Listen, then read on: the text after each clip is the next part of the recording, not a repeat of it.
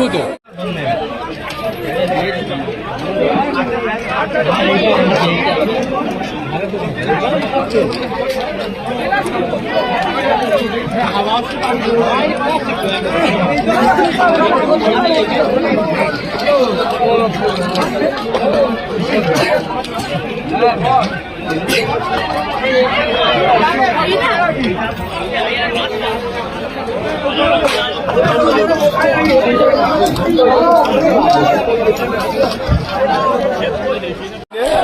মগরাহাটবাসীর মধ্যে একটা বড় সমস্যার সম্মুখীন হয়েছে। বিশেষ কয়েকটা দোকান, প্রায় 8 থেকে 10খানা দোকান একদম পুরো ধূলিসাৎ হয়ে গেছে।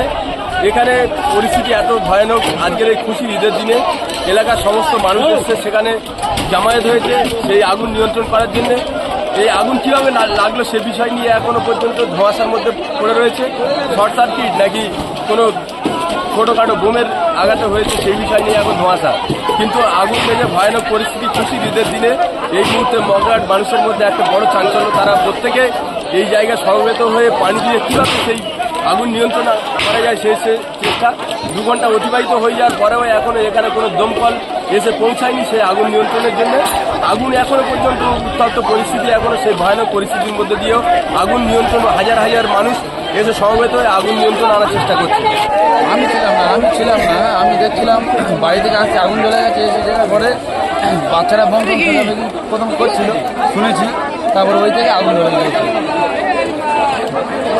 আমরা যখন আর কি স্টেশনে উঠতে যাই তখন দেখলাম যে একটা প্লাস্টিক ঘেরা যে দোকান রেল লাইন বরাবর ছিল, সেই একটা দোকান প্রথমবারে আগুন লাগে এবং আমরা সবাইকে প্রথমবারে জানানোর চেষ্টা করি, হাঁকডাক করি এবং তার সাথে সাথে দেখলাম যে হাওয়ার দরুন সেই আগুনটা দ্রুততার সাথে মানে বেগ নিয়ে আসছে। মানে সেগুলো মানুষকে বুঝিয়ে বলা যাবে না, এতটা বেগ হয়ে আসছে। এবং আমরা দ্রুততার সাথে দোকানগুলোতে যে পাশের যে দোকানদারগুলো ছিল তাদেরকে বেরিয়ে আসতে বলি এবং নেভানোর জন্য আর কি বলতে থাকি।